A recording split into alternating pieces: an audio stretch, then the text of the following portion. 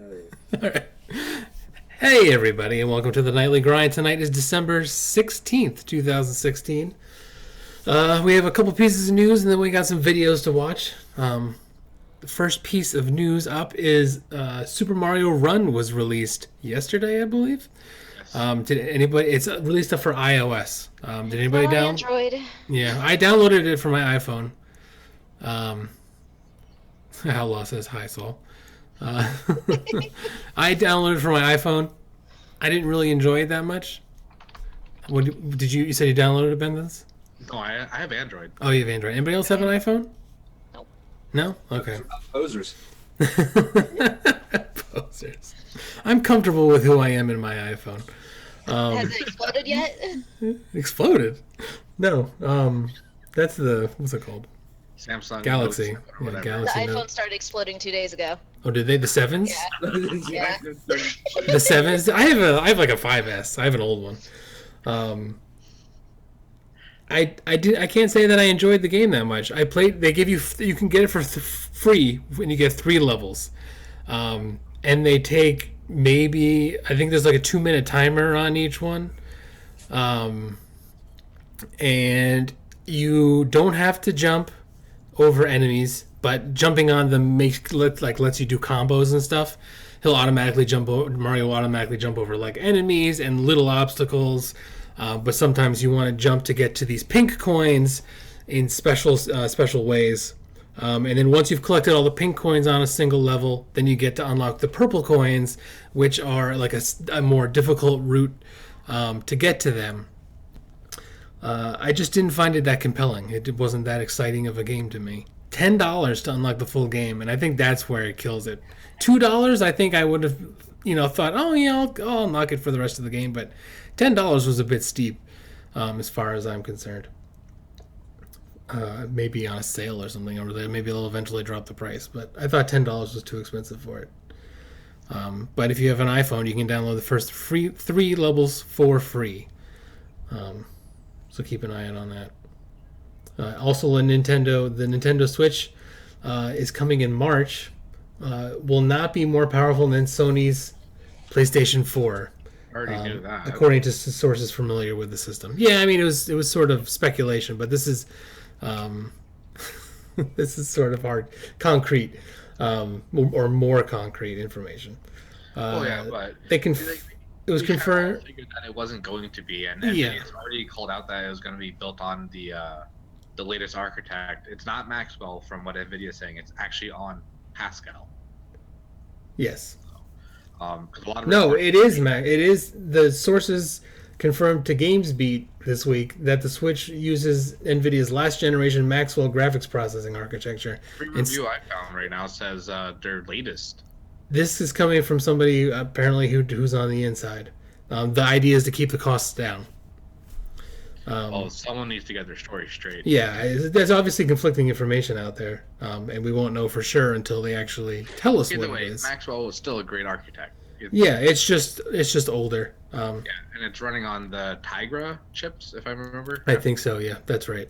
Which from- basically From runs the in, article. the NVIDIA Shield tablets. I have one that's not on Maxwell. It's on a Kepler, I think it's called. Yeah, and I mean that'll be able to run 720 no problem. Which I think most people think that the little monitor you can carry with you is going to be a 720p, like 6-inch display or something like that. But how well it runs at 1080 is obviously up in the air. From what it looks like, they're trying to do what they did with the Wii U, but better on making it portable. But at the same time, allowing it to be played at home on the big screen if you want it. Without the Didn't it motion say in the controls. article that if you take it in the the mobile mode that the chip locks? I didn't read any articles about that. I didn't see anything about that. What do you mean the chip locks? Processor locks. Locks up. Hang No, it locks at a certain speed. Probably locks it so it can't. It's For probably, battery life. Yeah, I was gonna say it's a battery life. Yeah. thing.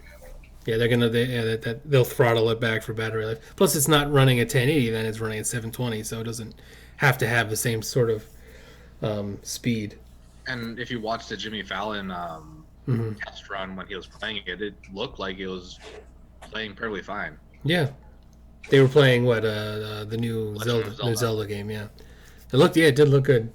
He's a serious Nintendo nerd from everything I've seen. He's a serious Nintendo fanboy, which is exciting. You know, he gets excited. It gets everybody else excited. Shitty system. It's not a shitty system. It's a low budget system. Shitty system. I would consider it just for the Zelda game. The Zelda game looks awesome. And the Pokemon game that's going to be on console. I don't know how it can be considered a shitty system. It's cool. It's innovative as far as They're trying something new. Console that doesn't have all the extra bells and whistles. It's just to play games with your friends. And I give Nintendo props for that aspect alone. Between vacuuming and doing the dishes, they're not going for the hardcore gaming crowd. Well, I give Nintendo credit for that. Well, they're going for esports at least. That much we know. They're making a gaming console that just plays games. It's not like the PlayStation 4 and Microsoft who decided we want to make a gaming console that makes video games plus movies plus whatever the else you wanted to do. And if you're Microsoft that try to does everything in your house and invades privacy and videotapes you in your living room when you're watching TV. So, it's at least Nintendo is just we make gaming consoles, not entertainment systems, even though they're entertaining. Yeah, that's an afterthought, not a. Well, the entertainment system has changed throughout the years. Like in the beginning, it was basically a PlayStation, N64, that kind of thing, and then it really changed when it's like an all-in-one system that can do everything. Is technically an entertainment system now. It was. You could argue that it was the PlayStation 2 that brought the DVD player onto the platform and actually made it where it was a dual-purpose system. Yeah. But they kind of took it to the extreme with the last generation release with, like I said, with Microsoft particularly, where everything was tied in. Nintendo's always just we make gaming consoles that's made to play games. Tied in to the Xbox One. Yeah. So I give them credit on that. I don't think they understand that gaming. Nintendo, I don't understand what their purpose and thought behind this is. Are they going to drop their 3DS? Are they going to? From what it looks like, their 3DS is going to be dropped. They're going to still support it, of course, for the few years and like a year or two after the release of Switch. But they're not going to. From some sources, of course, they're not confirmed, but I was going to say they're likely going to be dropped because the Switch will be taking control of it then. That would be the bright idea, but I mean, if they're still going to design and make games, which I highly doubt game companies are going to stop designing for platforms just because Nintendo decides that they no longer want to use that as their main. Well, it's like the Vita. Sony said this is now a legacy system, but yet people still make games for it, and it's getting updates because it's still used. Yeah, so I mean, it's that if the Switch doesn't have the capabilities or what the people want, they're still going to make it for the systems that they like making. And 3DS is extremely profitable in that aspect, so I don't see people jumping off to go out and buy the system unless there's a real reason to do so. And I can see why they would stop supporting it to a certain point. Some of their latest games, especially like Pokemon, the bigger one, it actually doesn't support 3D. At least I haven't found an option for it. Like when you turn it on, it doesn't use it. It's still in the 2D aspect. It was gimmicky to begin with. So I'm guessing that maybe the Switch is preparing 3D is a fad. Everything's a fad. I think I've said that numerous times about 3D, but no, you said that about VR. I said it about 3D too. Torn, I know, could back me up because me and Torn argued about it before. I'll argue with you about it. Not doing it. Yeah. But no, I see the Switch coming, and it definitely brings that whole aspect of home console, playing with the family, playing with friends. And then also I have to. Come on, what gamer has friends? Seriously. Or more than three. Friends? You need to lay off the booze. More than 3 friends. Well, obviously you only have 3 friends. It's like a hard, fast rule. Yeah. I don't know. I just, like I said, to me, it's just a fad system, and Nintendo's if they're gonna really push for it, they're gonna have to cut out their handhelds because that's the idea behind. They're trying to take control that, and it's just we'll have the battery life of the 3DS, we'll have the use, the action. I don't think they showed anything about battery life yet. They only showed the graphics portion. Hey, battery life is going to be the make it or break it for that system because if you're going to.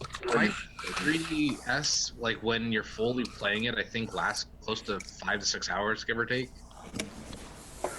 What is going on? Towards Mike's Torrance opening. mic is taking over. There we go, sorry.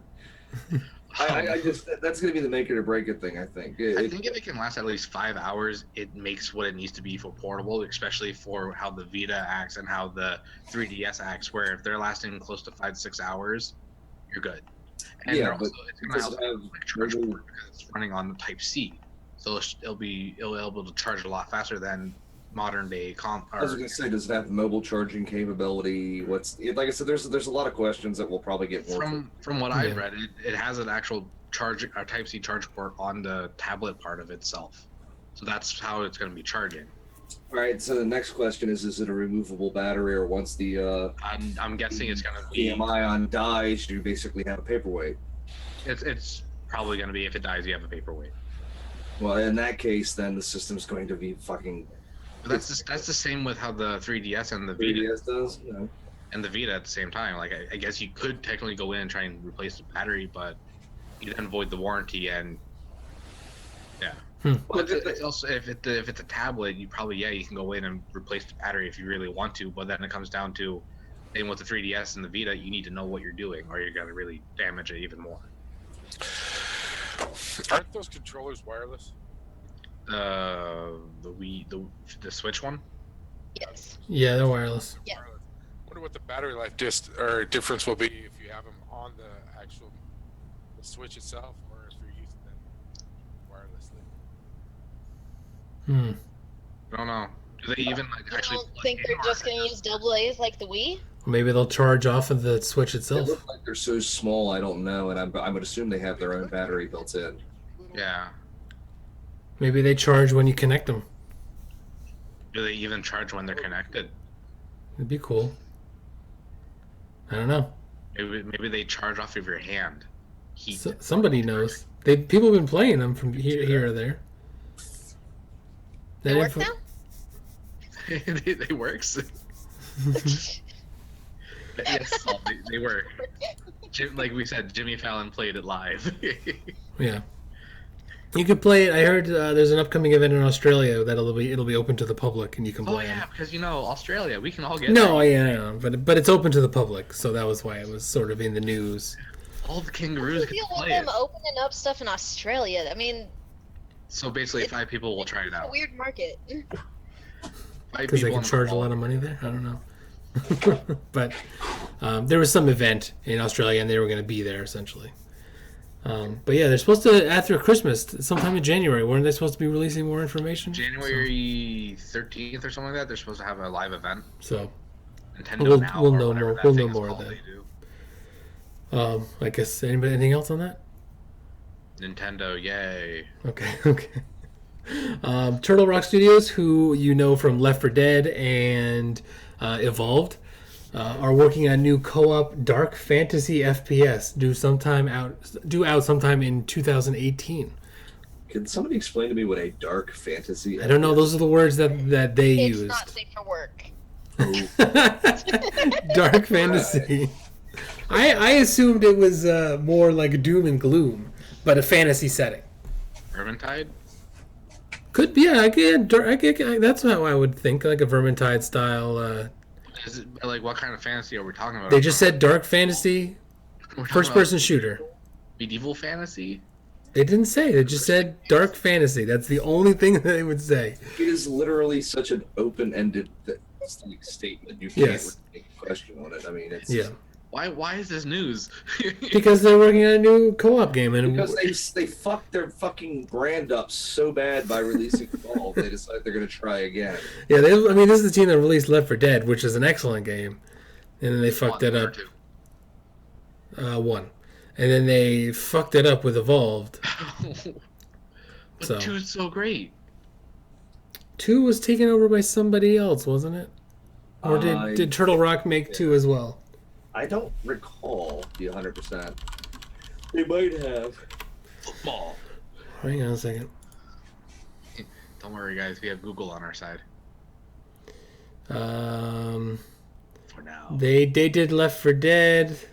They did Left 4 Dead 2 The Passing, Left 4 Dead Sacrifice, Left 4 Dead 2 The Sacrifice, Evolve Stage 2, Half-Life 2 Deathmatch, Counter-Strike That's because they own Source, the characters. Counter-Strike Condition Zero. So they've got some pedigree there. And then there's Evolved. And And there's then Evolve. Evolve got rid of all of it But apparently Evolve Stage 2 was doing better, and then until they decided to Then- completely pull the plug because it was doing so much better. They Yeah. wanted to pull the plug. then their publisher pulled the plug. Maybe it's because they wanted them to work on this though. I don't know. They said, Yeah, "All right, sure. we're gonna cut bait on that, and we're gonna start something new, or continue on this new thing you've been making." Either way, I'm gonna be looking out Failed for it. miserably. Yeah, it was a terrible game. I'm gonna be looking out for it because I liked some of their earlier stuff. I You found like that dark fantasy games. a don't dark you? fantasy game, Yeah, dark fantasy. dark fanfic game. Like, Um, Chris Pratt, I'm guessing, in it. Yeah, probably. I found this one amusing. Age of Empires 2 HD is getting a 4th expansion. I can't believe they're still making expansions for this game. December 19th is releasing. It's called Rise of the Rajas. Why? Why not? I mean, like, it's a good selling game. It's a great Yeah, no, selling it is. It is. I just thought it was funny they come in with another expansion. It's got the best taunts ever. I guess that's true. There's a new Battlefield 1 mode coming out. It is shotguns only with no health regeneration. So all those Why All- would you need to worry about it? all Shotgun those kill shot- you in one shot. all those shotgun whores can go play on one map and leave the rest of us alone. Why would they want to do that? They want to hoard the shotgun when people have guns that don't kill you in one shot. Yeah. I can just see it. Why is no one moving? We're sniping with shotguns. You can literally do that with the A10. Yeah. So The A10's ridiculous. It's called Eye to Eye. It's going to be set on the Amiens map, I think. Anyways, Amiens, yeah, the city map. Amiens, I yeah. want to see Saul play. So that's their new. Brilliant strategy. It's not really one for everybody though. It seems should've a very put it on a niche. map- They should have put it on a map that's gigantic and open. Just so they can show how fucking broken that Should shit. have friendly fire. Yeah, it's friendly fire too. Yeah, it should be hardcore because How many people get kicked within like 2 seconds? Torn got kicked in like literally like less than 3 when I we know. I was like, you're killing me. I open the door. He shoot me. Torn just like movement shoot. Ask questions later. The worst part about it is he kills one of his teammates and then turns around and shoots the other one right behind him. Two down. Two down. I am a killer. I So- think the best part about that was when we were playing that day was it's like I just got kicked from the server because you killed teammates. You have 13 kills and none of them are the enemy. That's just 4 of them are me. I didn't see a release date for it. Dice doesn't have release dates. Yeah, they're just coming out with a series of weapon balances this it week would just be a and a new DLC map. Battlefield Premium members get the DLC map. If we're still on the Dice subject, we might as well move over to did it didn't even get reported? No, it didn't. Battlefront 2 will have a single player campaign. Oh yeah, did we talk about that a while ago? I don't remember. It's It's multiplayer only in Battlefront 1, and then Battlefront 2, yeah, is going to have a single player. And they're focusing pretty heavily on that. But yeah, they're making another one for next year. Yeah, that's why they're not making another Battlefield. For a while, they said. That's you guys reported that. We talked about that, that's right, yeah. Yeah. They're Yeah. gonna focus on making Battlefront 2, and they're taking a lot of the suggestions and listening to what the fans are saying because they screwed up. Yeah, Battlefield 1, So they're Battlefield, not going to Battlefront make it sucked. completely linear like they did the last one. They're not gonna make it just pure multiplayer. They're gonna actually put Where- a single player. You can actually get in like TIE fighters and X-Wings and not like, Be stuck like 2 inches off the Call ground. Call of Duty the shit where it's like, Yeah. But We'll see. I mean, they're a long ways away from release, obviously. they're a that long was ways the away from making that information I read. game decent. That's the only information I read was they're listening to what people are saying and they're going to be putting their full attention on that and making a single player, also because that lacked, and that's why a lot of negative reviews were on about it, because people like Battlefront because it had single player game, or the older Battlefronts, I should say, for like PS2. I never thought the Battlefront games were all that to begin with, but Yeah, a well, lot of they- people really like the old ones. they hit the nail on the head with the look and the feel of the game, but then they just completely shit all over it by the way they actually designed the gameplay and element. Now, I'll give DICE some credit; they generally do really try to like work with their fan base, and like say, if people talk about stuff, they try their best to implement that back into the game. That's one of the reasons Battlefield 1 has a lot more destruction in it, because the arguments about Battlefield 3 and Battlefield 4 was they completely took out that element of the gameplay. The physics. It's not even the physics of it, because the physics still stayed there, but they just took away the completely 100% destructible environments. You see that road? Yeah, there's going to be a hole in it. Yeah, I mean, Bone's sitting there with the fucking Bradley just knocking trees down and leveling villages. And not killing anybody, just overall putting trees over and killing villages. Made it easier to Basically, kill them, though. Whenever playing Even with when Bone, his don't hide in the teammates were building. in the buildings that he was trying to blow up. So all I get is, when playing with Bone, don't go in buildings. Yeah, It- you know. It was a fun time. I really liked doing that. It was a fun part of the game. It was a great mechanic. It was I a like great buildings. mechanic, yeah.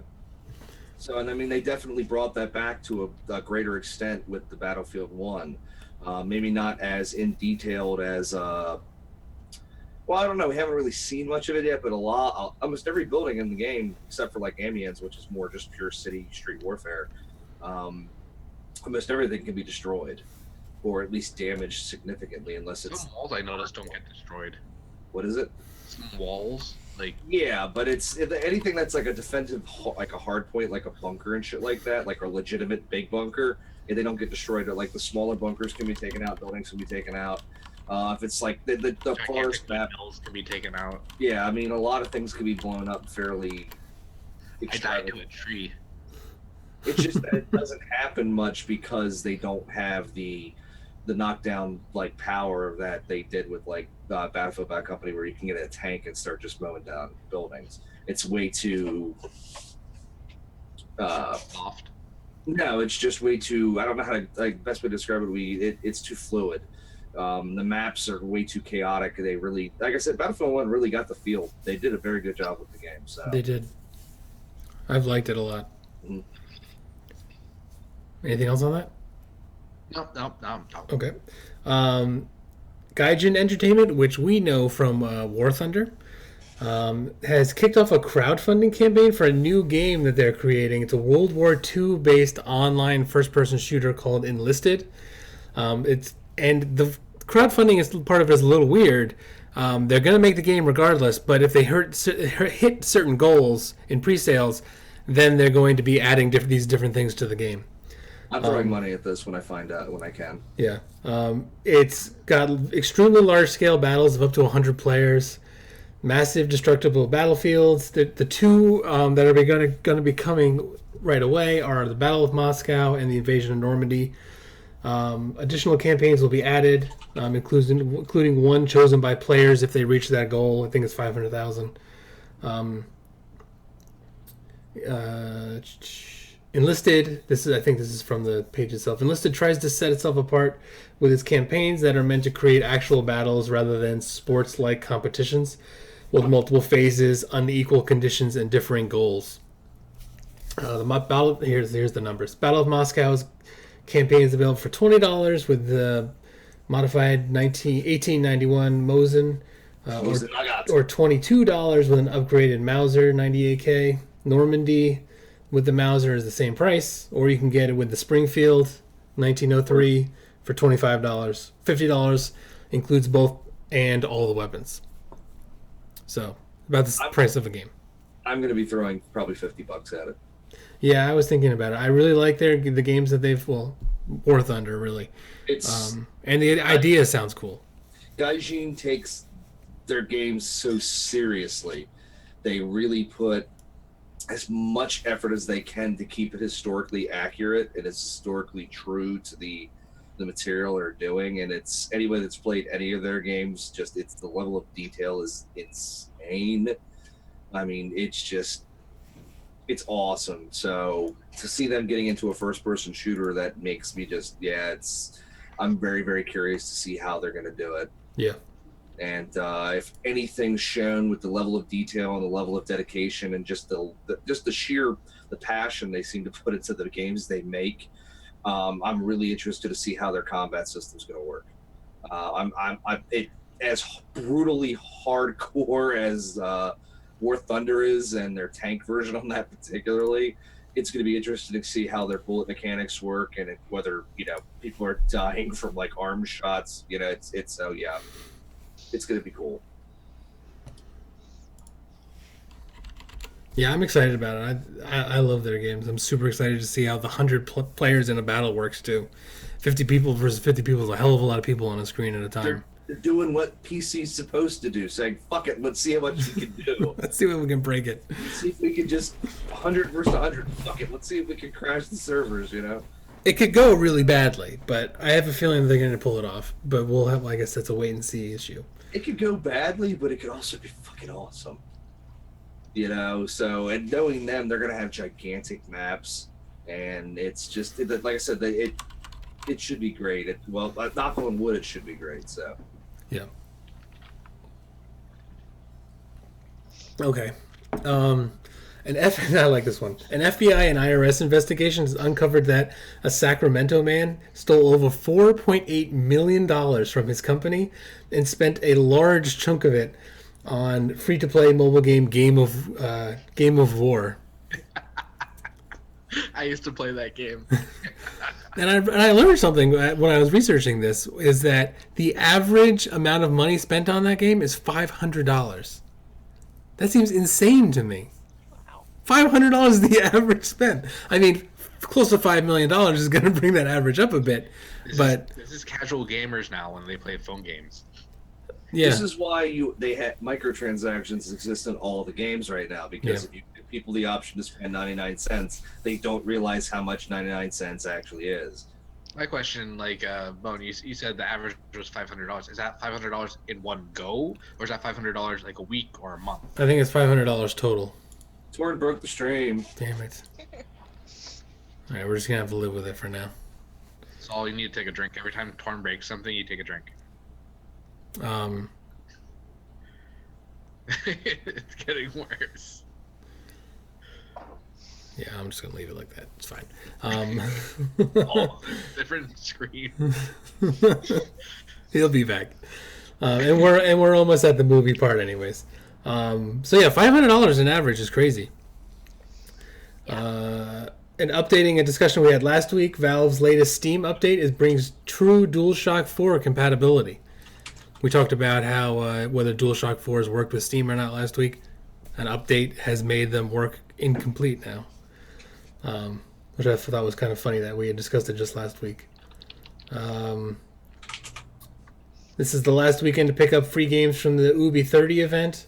You said you picked up your Shadow? Wait, who? Yes. The Ubi 30 thing? The free games that I think the majority of them, if you've been collecting the free games they give a month, they were part of your collection anyway. I need to hop on and grab some free games. Yeah, this is your last chance to get them. There's a bunch of them in there. Prince of Persia is one of them, and there's a couple others. Wait, which Prince of Persia are we talking about here? The newer one. One of them. One of them. One of us.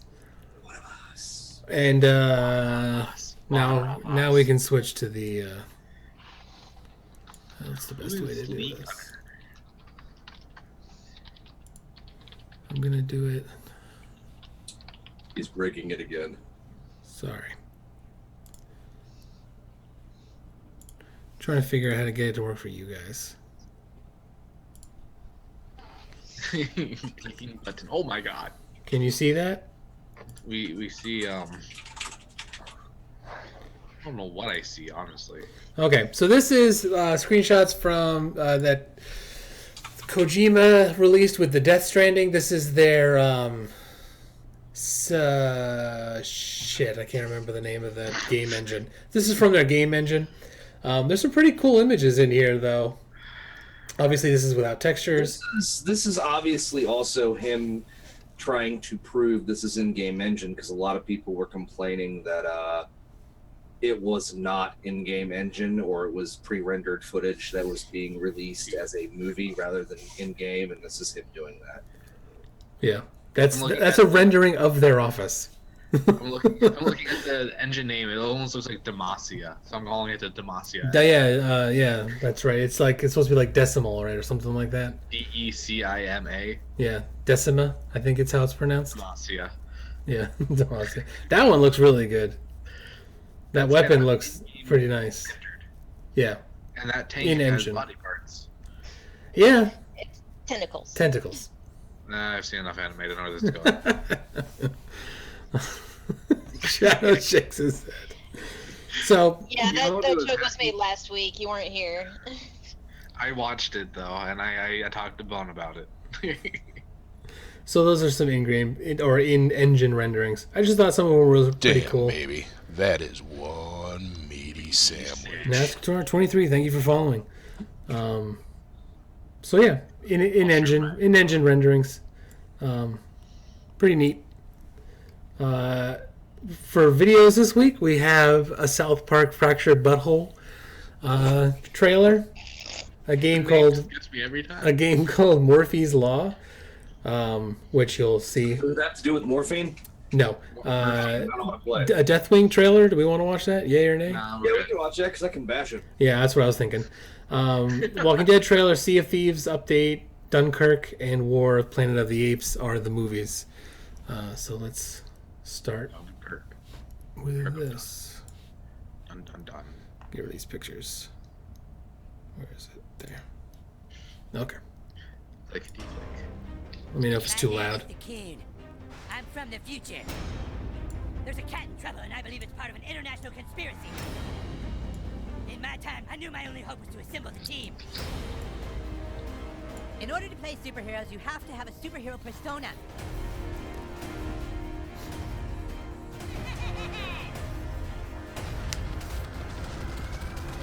I guess you have farts that stop time or something? Nice.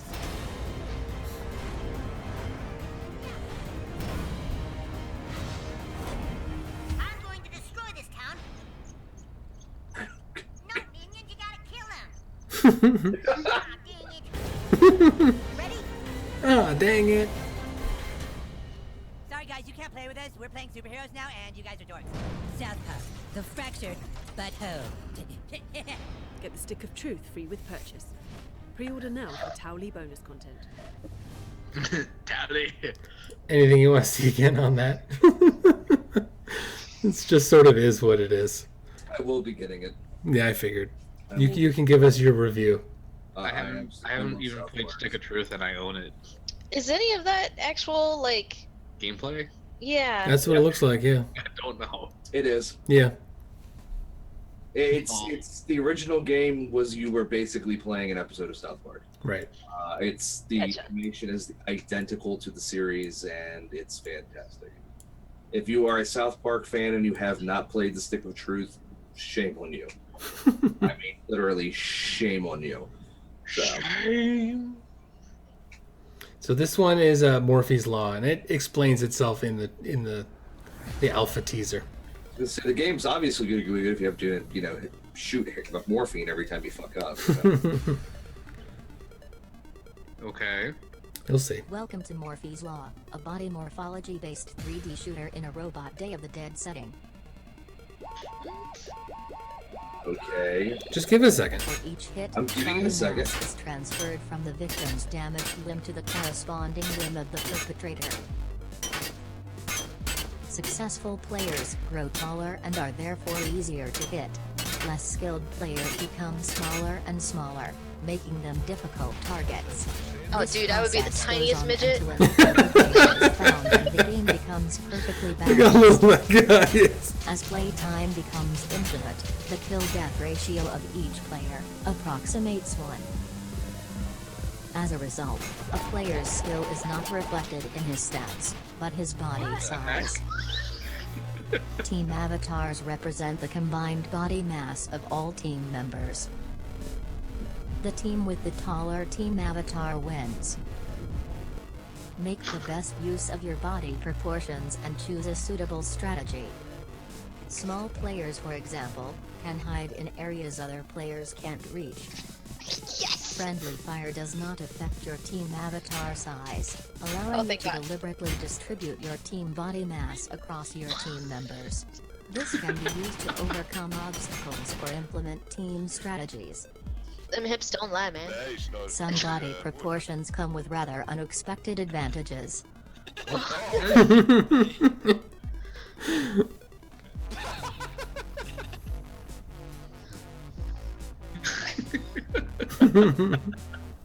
Morphe's Law, massively morphiplayer. Soon coming to Steam Greenlight. It's pretty cool. I like the idea. You know, it's unique. It's not your run of the mill shooter. It has. Did you see his feet? It has an interesting twist on it. I think it's pretty cool. Shadow does not look amused. I like the idea that people who are really good at headshots are going to have massive heads. You know? I really want the physics to be in the game that if your head's too big, you start like you can't run properly. I wonder if there is a maxed out, like, There's a max size probably, yeah. or if it's based on, you know, if everybody else has the smallest heads in the world, then yours is going to be the biggest and it can't get any smaller or bigger. Yeah. I just look at this and I think of all. It looks really slow and clunky, but it is alpha, so I can't say much. I wouldn't even call this alpha. It looks fantastic. No, it's definitely clunky, and it's not at all polished. It's just an interesting idea, is why I brought it up. It's an interesting idea, but I could sit here and I can think of just how horribly it can be broken. Yeah. I can see people getting into spots where you cannot. Oh, there's that shotgun Shadow loves.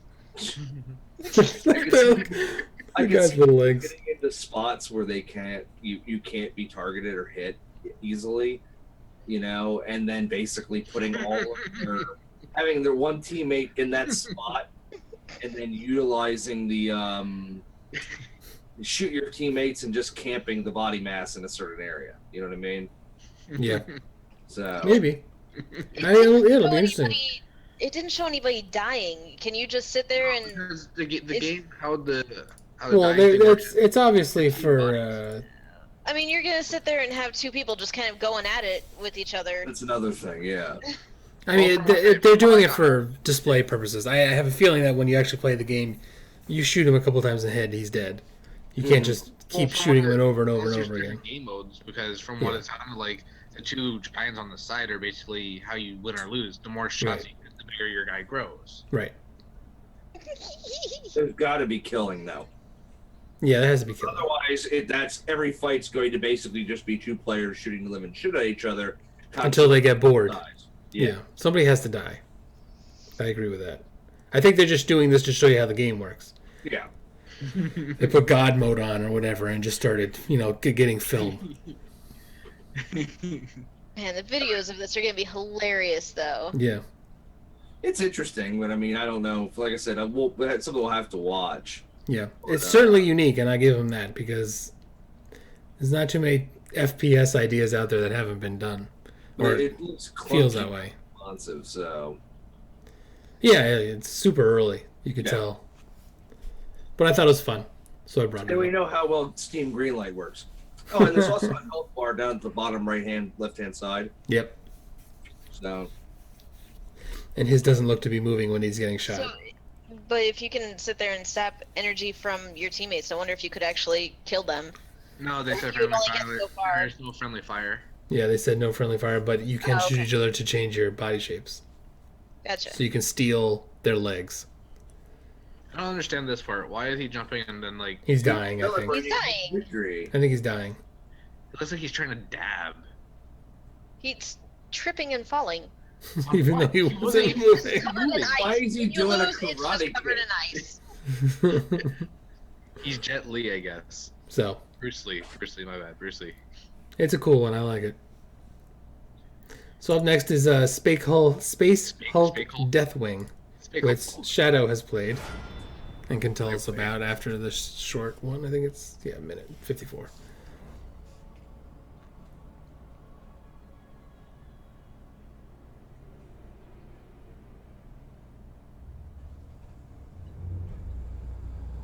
premonitions.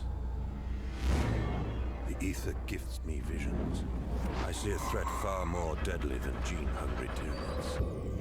A scream and a dark promise. A ship in the shadow, a relic from our secret past. I feel the tightness in my gut as I see a cataclysm as yet unseen. The Umbra Mortalis descends upon us. The shadow of death.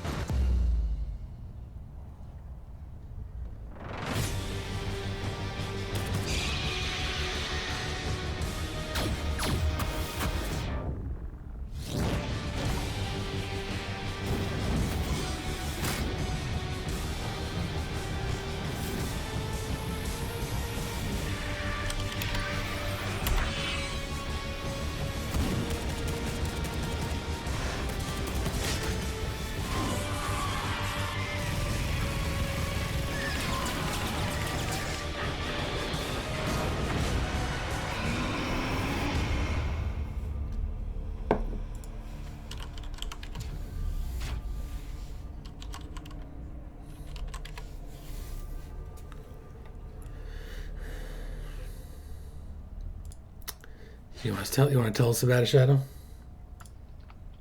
It's not worth the price they're asking. What are they asking? I think right now, at least, unless they had to fix things. I think the retail is $40. I'm assuming. Yes, 40, $39.99. It's on sale right now, still until 33. January 2nd. First off, I'm a 40K fanboy. Everything about the game that you see here, the aesthetics, just the look, the feel is fantastic. They really did a great job at like really capturing the look and feel of like a Space Hulk. There's a lot of little minor quips that people have made, like the weapons not sounding really well and stuff like that. Yeah, I agree. But the main thing with the game is that it's extremely basic. There really isn't a lot of Progression. Not even progression. It's just it's so basic at level. The single player game might be decent, but it ain't worth fucking. It isn't worth the fucking price tag for it. And the multiplayer is a complete joke. I mean, the multiplayer is literally a waste of time. From all the reviews I've read, they said single player is amazing, and from what I guess some other articles were, is they basically made this game around single player, and multiplayer was added in as a second option to play.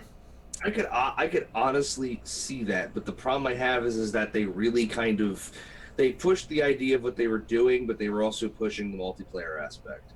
And a lot of the early discussions from it, where they were trying to make it like a searching the different Space Hulks and like, getting your freaking dreadnought or not dreadnought, my God, Terminator armor, and upgrading weapons and finding legendary, all these hidden items from 40K hit universe lore and stuff like that. None of it exists. I'm wondering if they had to push some of that back because it wasn't ready, which I honestly would have had them push back the game.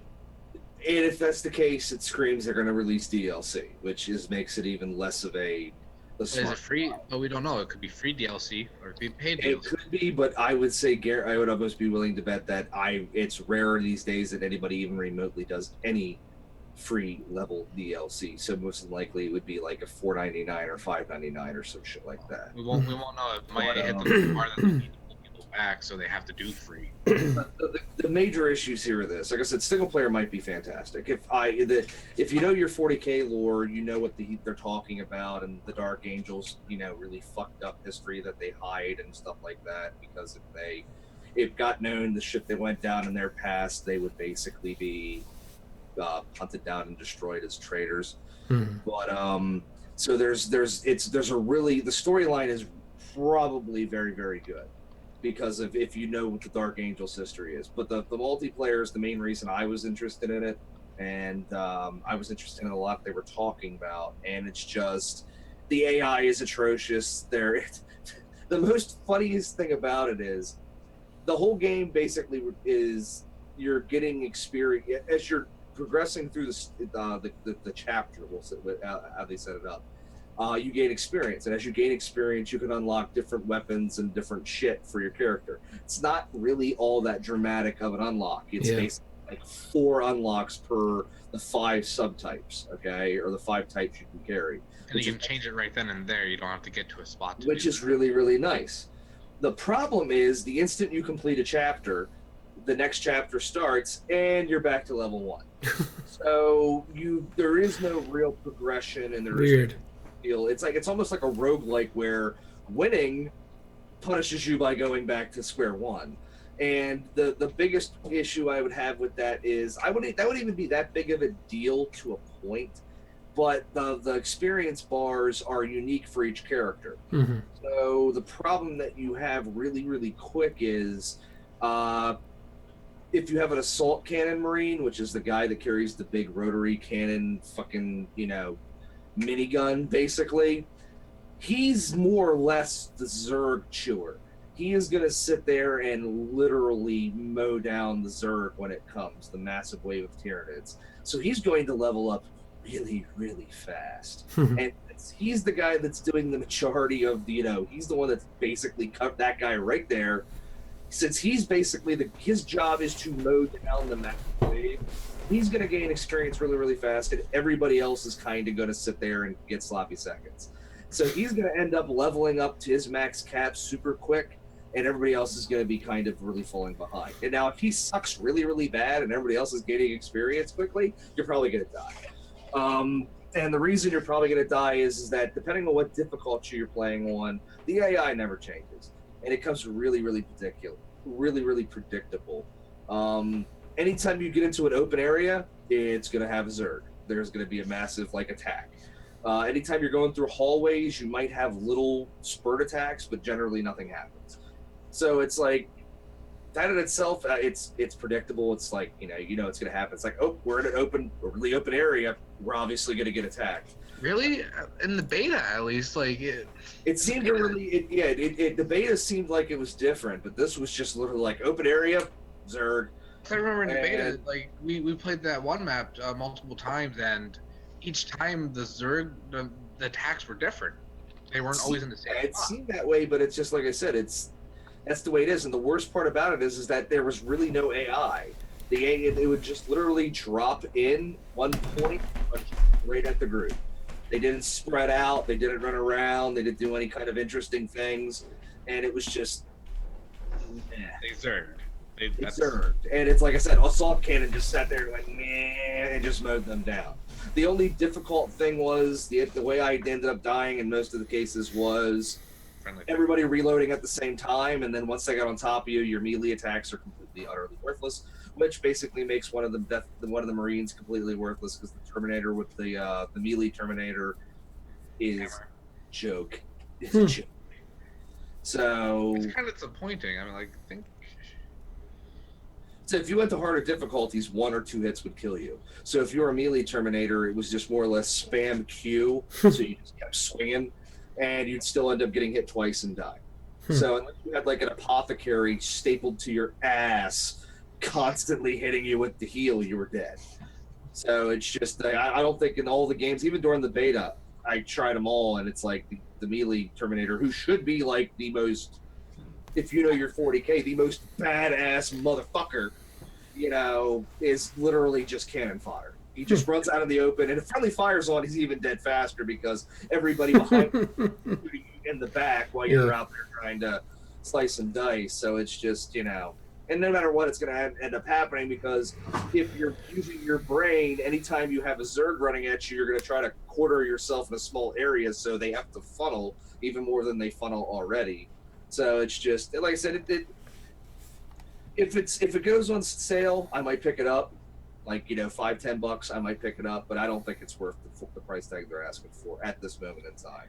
I'm gonna still watch it though. You never know; they might do a big fix. Yeah, they might, but it's just like I said.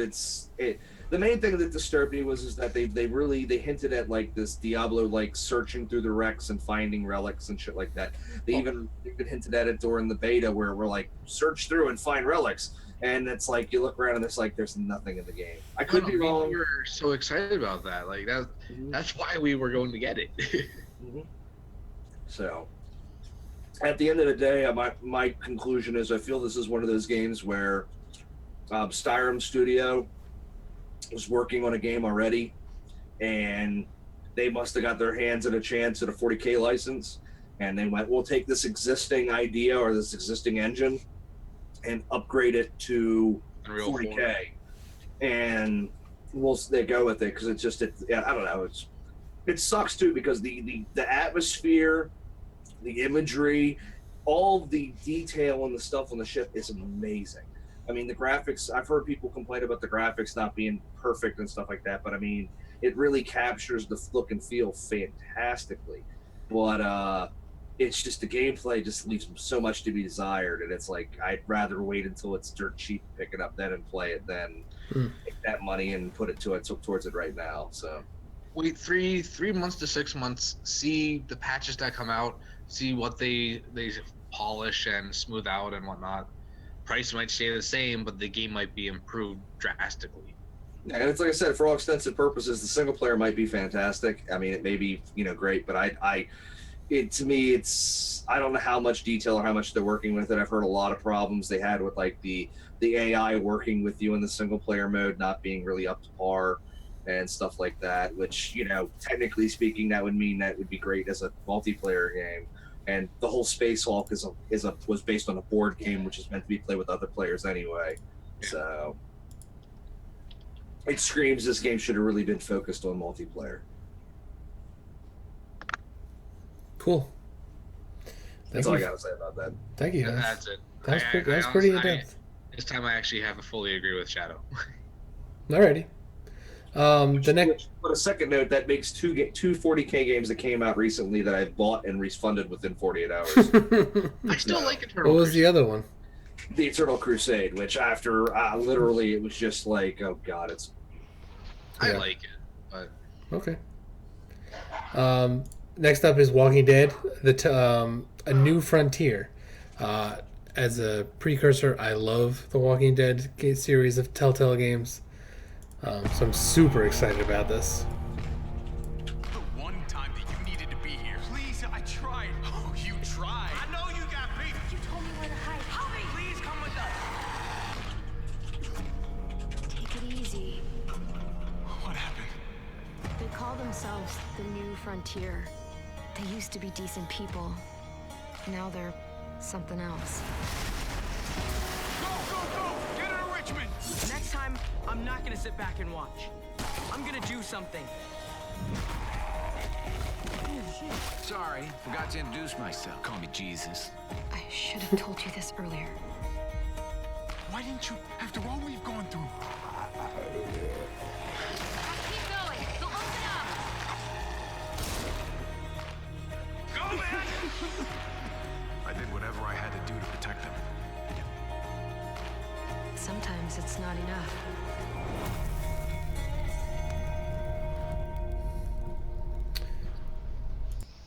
Looks promising. Let's see. Did she have a little kid on her back at that one scene? Mm-hmm. Yes, she did.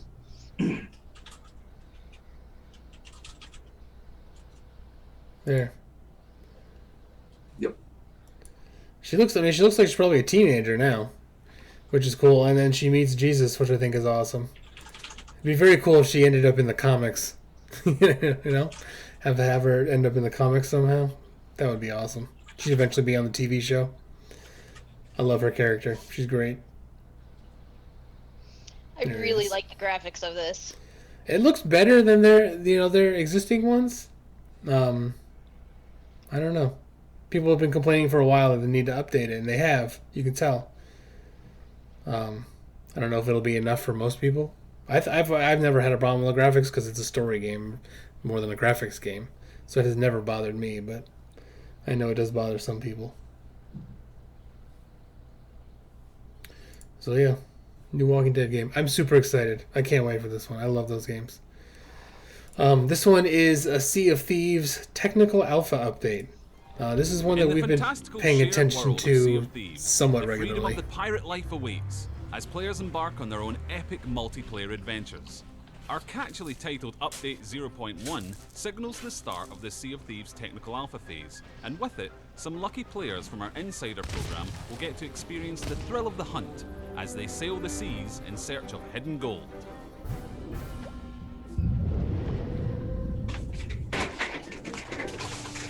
Few things stoke the fire in a pirate's dark heart like buried treasure.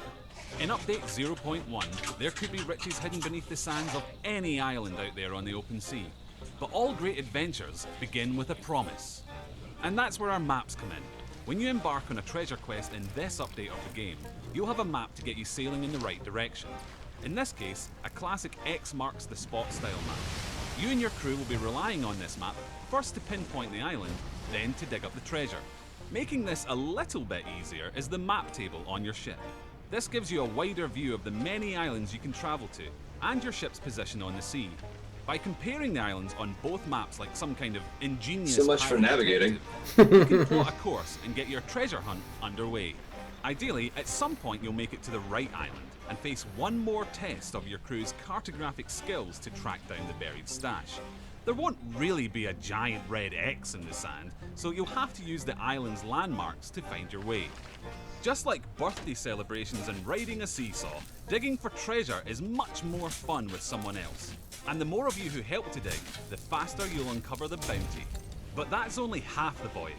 For the real reward, you need to get the chest back to an outpost and cash it in. So while one pirate hauls the treasure, the others should escort them back to the ship, watching for any sly rivals who would love to score some treasure the easy way. Back on the ship, it's up to you to find a good hiding place for your precious cargo. There's still a chance that some enterprising sea dog will sneak on board and snatch it, but don't make it easy for them. Of course, the seas can be treacherous, and your crew will have to work together to reach a safe haven, fending off rival crews if they get too close. This could be a chance to test your blunderbuss or pistol by boarding their ship, to engage in a friendly exchange of ideas.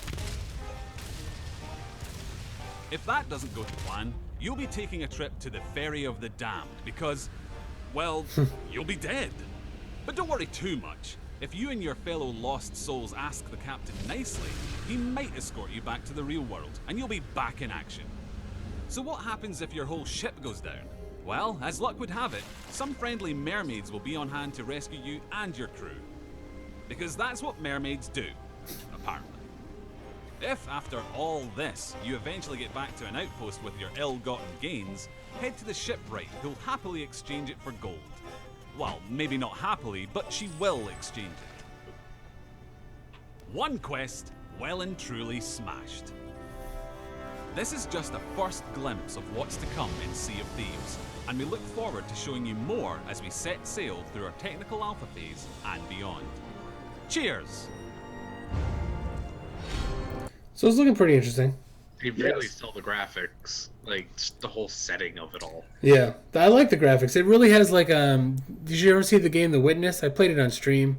Yeah, I've seen or that. Firewatch. It reminds me of those games. I like it. It's really colorful, little cartoony look to it. You don't need the brutally realistic brown and gray graphics to make a good video game. Yeah, No, I like but it. To me, it just looks like a really nice mobile game.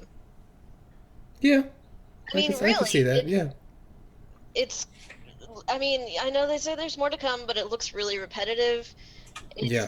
kind of, attack other people and, oh no, somebody's stealing your stuff, go back and get some more. Oh no, somebody's stealing your stuff. Oh, hey, you made it back. It just seems like a really elaborate mobile game to me.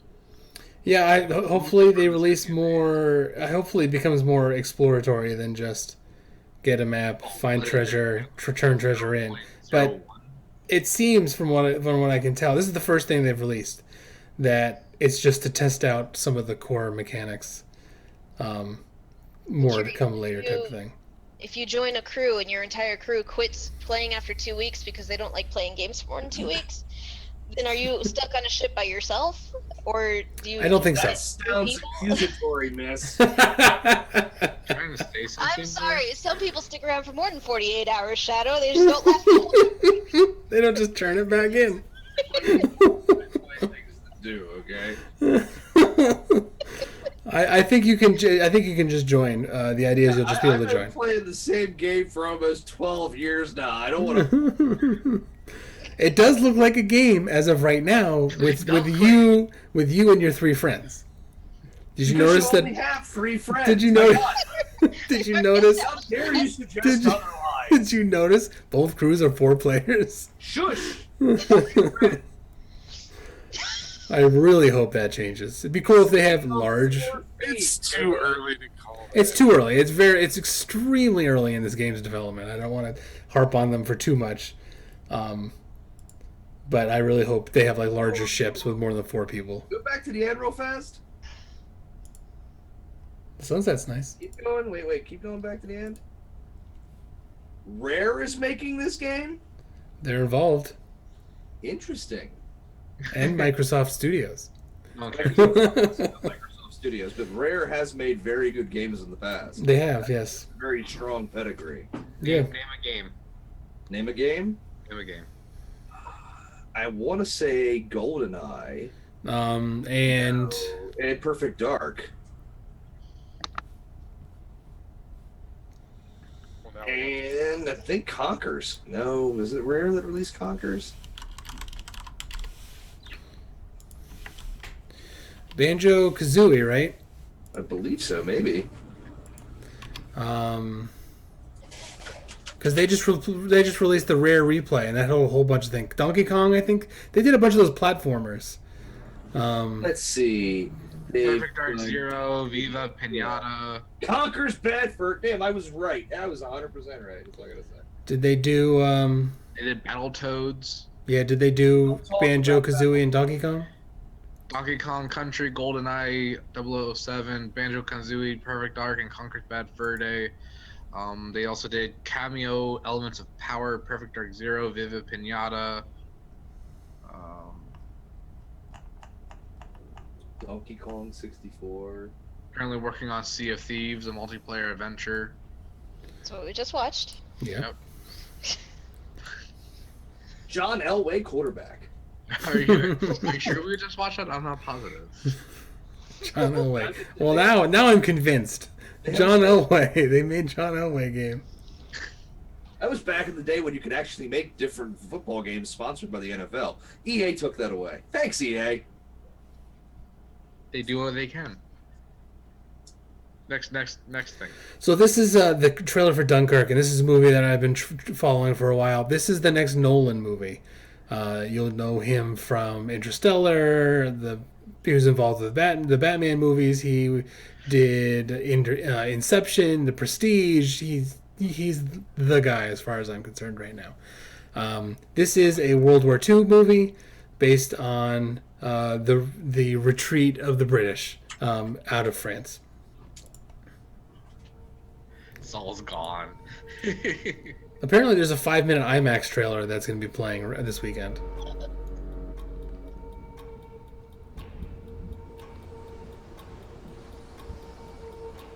The enemy tanks have stopped.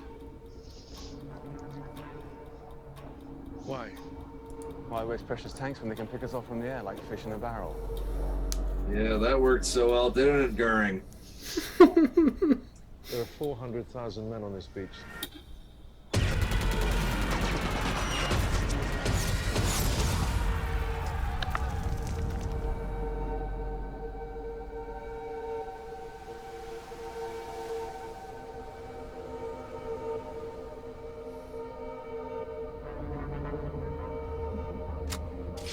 He's coming back round. He's coming back round!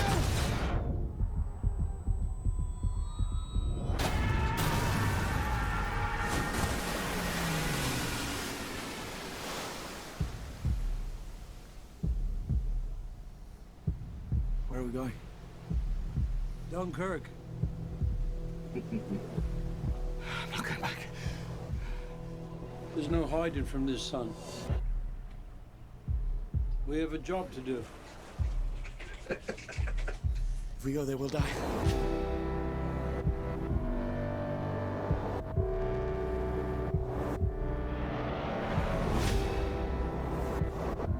Uh-oh, historical inaccuracy. I don't know. what you saw, but I have a feeling it's pretty accurate. I don't know. We'll find out in a second. I'll go back to his room.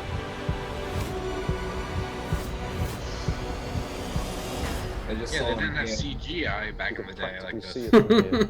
What? Home. So what did you want to say? Planes, close-up cockpit. I remember when I watched this. I first watched this. I was like, by the end, I was going like, nothing good happens in this movie. No, actually, you're wrong. They do. You're like actually one bad turn after another. No, but you're 100% wrong. But I gotta be a dick here. Just to, You passed. Well, a few you wouldn't be shots there. That was it. We're back here, right? It was the shot, the close-up shot. Let it go. It's gonna get It there. doesn't really matter one way or another. I'm not sure. It looks like he's flying a Hawker Hurricane, but the bubble canopies didn't really make a scene until the end of the war. That looks like a bubble canopy. They really did not have those open canopies. They were more streamlined. They started making a bubble canopy like that to help the pilot's vision. Right. And that's definitely a Hawker Hurricane. Well, they're probably actually in one. No, I'm just saying. But yeah, they didn't. Maybe not from the early war. That particular style canopy didn't really make a scene until the end of the war. But yeah, Torn, this is actually one of the most key things that happened in World War II. And the reason it was is because more or less the entire British Army, pretty much the entire British Army was completely engaged in mainland Europe. And they were trapped on one beach. Yeah. And a bunch of civilians went over there to save them. Yeah, that's the biggest thing. It wasn't the military that saved them. The British government basically said, anybody who has a boat, please cross the channel and help us get our soldiers home. Yeah. They were able to get out like 350,000 troops. They literally got like 80 or 90% of them out, most of which came back on civilian troops. People literally just went and got their boats and sailed them across the channel. Yeah. Civilians and basically anything they could get. And it's one of the key fundamental reasons why World War II went the way it did. Because if they had lost those soldiers, Great Britain had no army. They had nothing. They lost almost all of their equipment on the shores. They lost everything. The only thing they brought back was their army. But the fact they had an army meant that they could still somewhat defend themselves. And that's one of the things that kind of slowed Hitler down. Plus, the whole aspect that they had to get air superiority, and they kind of failed at that.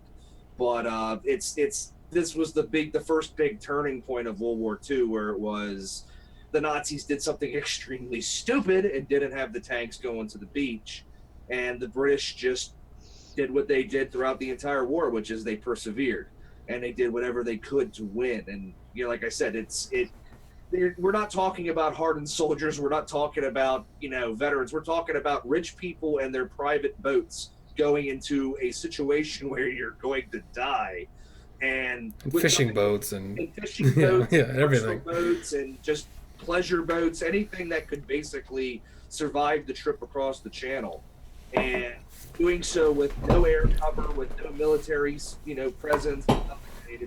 It's an amazing thing. It really, really is. So it's nice to see them actually, finally pay some tribute to one of the defining moments in World War II that never really gets a lot of credit. Or plus, it's nice to see a large budget movie based on the British and not just Americans. Yeah, that's Americans it. and everyone else. I really, really hope they pay tribute to the French army, and I know that's going to bring like chuckles and white flag comments. But one of the major reasons why the British were able to do this was the French rear guard basically were able to hold off the. It's all drunk. The French rear guard was able to hold off the Germans and give the British time to evacuate. Because after the first 48 hours, the Germans did start trying to move in with infantry and tanks, and the French were able to hold them off, which it's probably the only time in World War II the French actually did anything worthwhile. Other than the resistance. Yeah, but and that was a lot of civilians. And that was All drunk as Saul. So that's Dunkirk. I'm super excited about this one. That's one I'm probably gonna have to go see in theaters. Yeah, I've been waiting for this trailer for a long time. Apparently, one of the guys from One Direction is in this movie. Oh well, The people were complaining about it. That might be wrong too. Well, who cares if you... I know. I was like, who cares? If he's good, he's good. You know, like what? Yeah, exactly. And see, that might be wrong too, because I don't know if they actually. I know the British didn't really. They gave air cover, but they didn't really push a lot of air cover because they knew they needed the planes to defend the island. So I'm not even sure they had any air cover whatsoever. Not to mention the fact the Germans had complete air superiority. Maybe. Yeah, I don't know. Yeah, we'll see. I don't know. I don't know what the story they're going to tell, but. Well, obviously they're going to overlay Nolan. I think he remember this is the same guy who basically didn't want to. Like, there's a lot of CGI in there, or at least it looks like some. But you got to realize he's also the one that basically went out there and bought like 3 fucking World War I era cruisers because he wanted to actually have them on real ships and not on blue screened or green screened backgrounds and doing that shit. He wanted to have the image of these ships and then retrofitted them to be usable. Period correct. Right. So, I hope you're gonna sit there and complain about the bubble canopy. Yes, I do that because he supposedly has done so much to hold that true. So it's like the people who complain about in the beginning of Saving Private Ryan, the guy piloting the landing craft was American instead of a British guy. It's like you're like one of those guys who complains about the most minute detail in that first 20 minutes, which is so ridiculously accurate. You were the one that was just talking about the fact that they don't pay enough respect to the British, and it was the British Merchant Marines that were driving the Beechcraft to the shore, not some guy from Oklahoma. Anyways, let's move on. This is the last one we got. This is Torn Soul wanted to watch this one. This is War for Planet of the Apes. We missed it last week, even though I don't know why I didn't make it last week, but here it is. And this series has actually surprised me. It's been pretty good.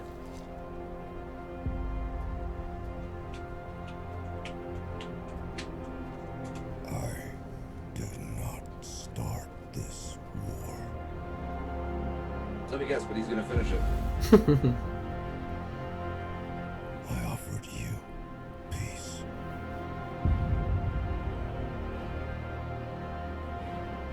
I showed you mercy. But now you're here to finish us off for good.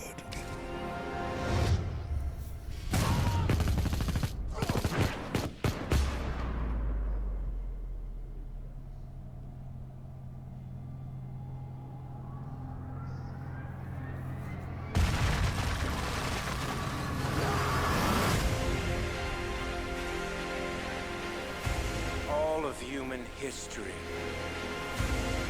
has led to this moment. The irony is we created This is gonna be cool. and nature has been punishing us ever since. This is our last stand. And if we lose,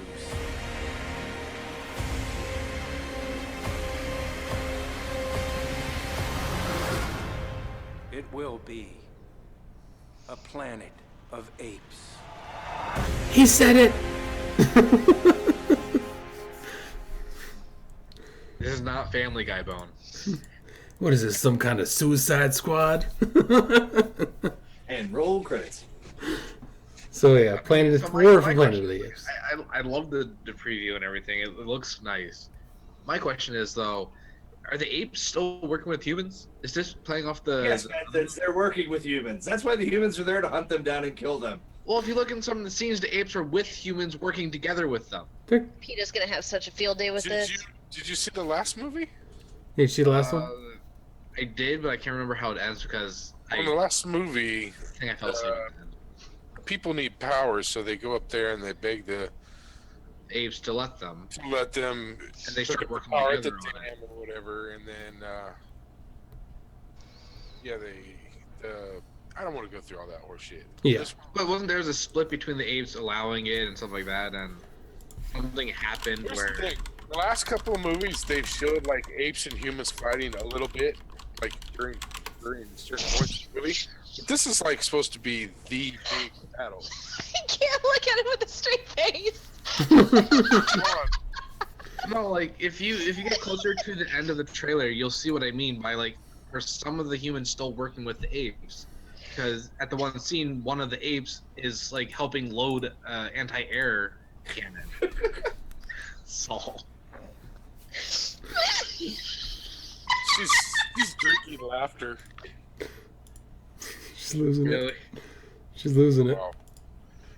But anyway, I kind of want to He's see gone. like He's not here anymore. big battles, big battles. No, if you.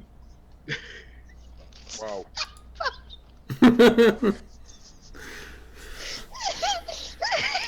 So you need to rewatch the second one.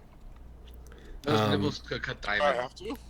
No, Ben Long doesn't need story to. short about the second one is that they try to work peacefully and then they end up the monkeys themselves actually try to stage a coup against the main guy. I think his name is Caesar, and he basically stages it to make it look like the humans tried to kill him and da da da da da. And then basically the humans still think that they need to kill off the apes, and at the end of the movie, it's pretty much not a happy situation. Well, yeah, that's what I thought, but like, what I'm keep trying to get Bone to do is go closer to the end. Is what I'm trying to like talk about. And also, at the end of the movie, they basically make comments about how the surviving right there, military forces ape and humans working together. Why does he have something written on his back? I think it's maybe tribal painting. It looks like it says donkey. Slave? N-K-E-Y. Donkey. Brinkley? It does look like donkey. Maybe Brinkley? Ah. Maybe Donkey. Donkey.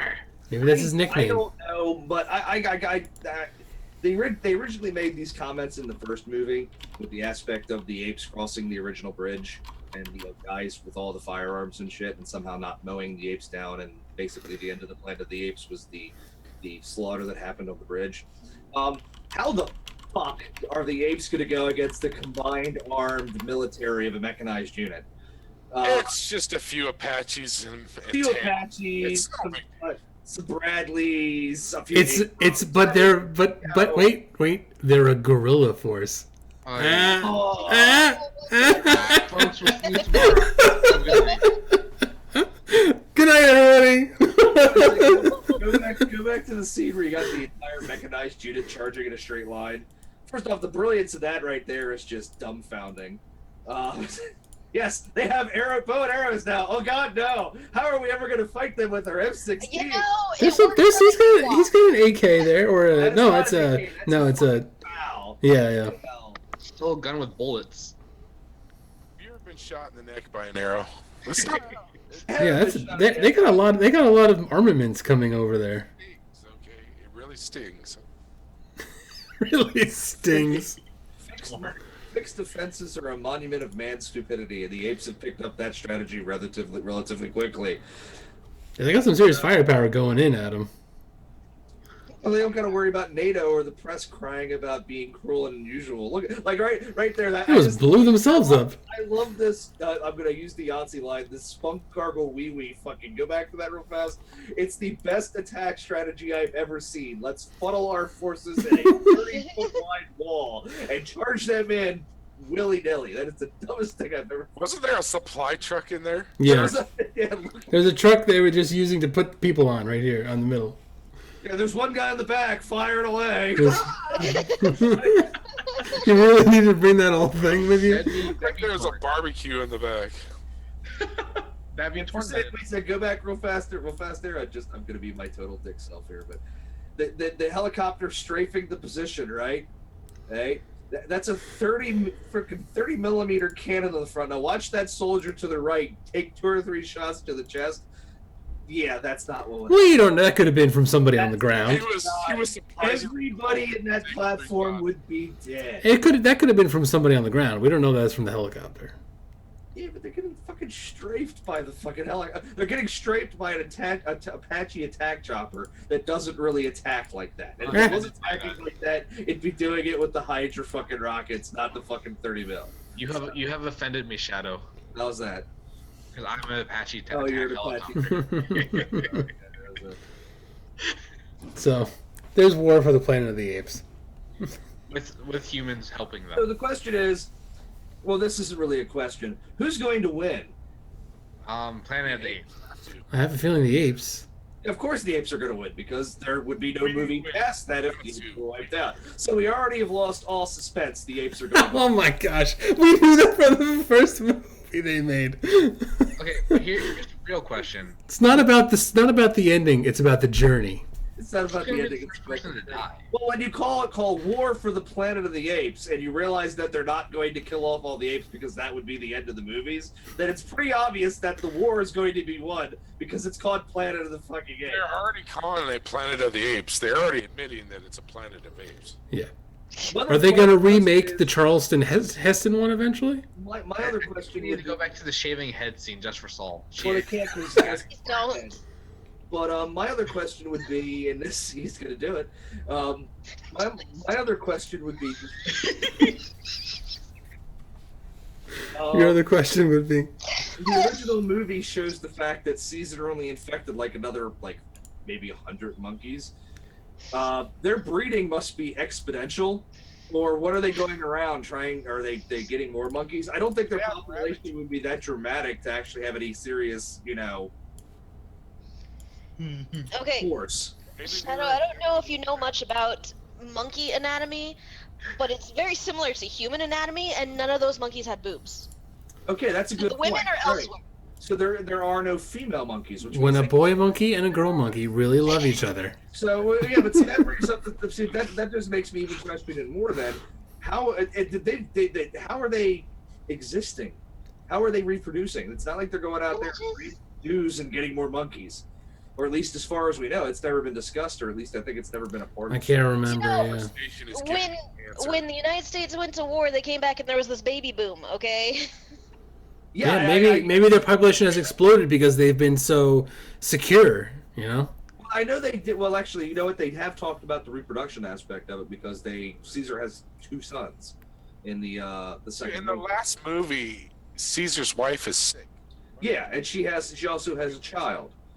So the humans give the medicine for her to make her better. She's about to die. And the antibiotics start working in 8 hours. Well, movies. Monkeys. Monkeys. Antibiotics that were without a doubt made for human anatomy somehow work on ape physiology, but that's another story as well. Boobs. I understand that. I'm curious. It seems like they have literally hundreds of thousands of monkeys now, and I just don't understand how their population grew so rapidly. Could be years down the line. I don't That's know. probably a topic for another stream.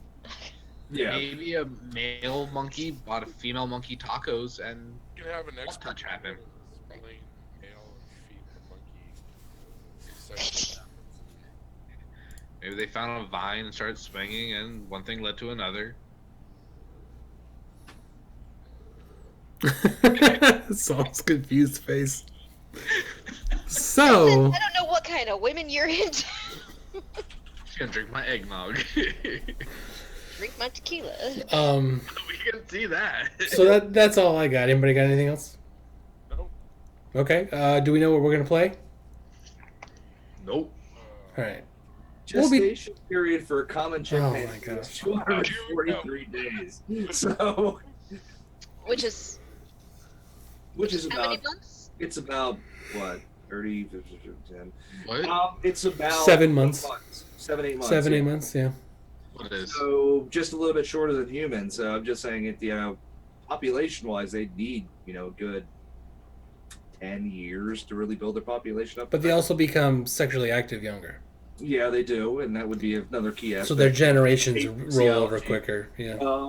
But at the same exact token, does the mutation still take place with the next generation, or, Yeah, I would hope so. As Saul pointed out, correctly, we don't see any female apes, so that's kind of That kind of makes things a little bit more physical. All right, we've gone way off the rails on this. Rein it back in. So we'll be back in 5 minutes to play something. I'm not sure what we're going to play. If you're not following, please follow us now. Check us out on YouTube. The information will be on the outro screen once I throw that up. Thanks for watching.